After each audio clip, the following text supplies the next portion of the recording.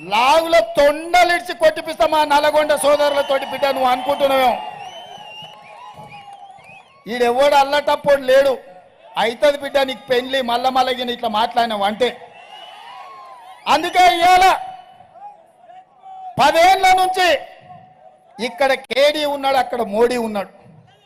మోడీ మనకు ITIR corridor ఇవ్వలే ఆనాడు సోనియమ్మ ఇస్తే రద్దు చేసాడు మీ ఎయిమ్స్ హాస్పిటల్ 10 ఏళ్ల నుంచి ఇంకా గోడలక్కనే నిలబడ్డది ఎంకన్నా ఎంపీ అయినాక కొట్లాడి నిధులు తెస్తే ఇవాళ పనులు అవుతున్నాయి పక్కనే వరంగల్లో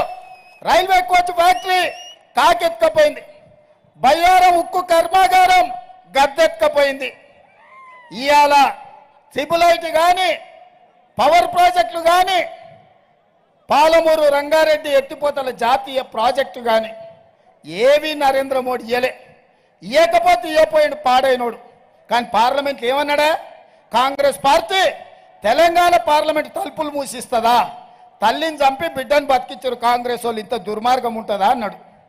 నేను అడుగుతున్న ఇవాళ భారతీయ జనతా పార్టీ నాయకులను బండి సంజయ్ని కిషన్ రెడ్డిని ధర్మపురి అరవింద్ను ఇక్కడున్న బూరా నర్సయ్య గౌడ్ను అయ్యా కాంగ్రెస్ పార్టీ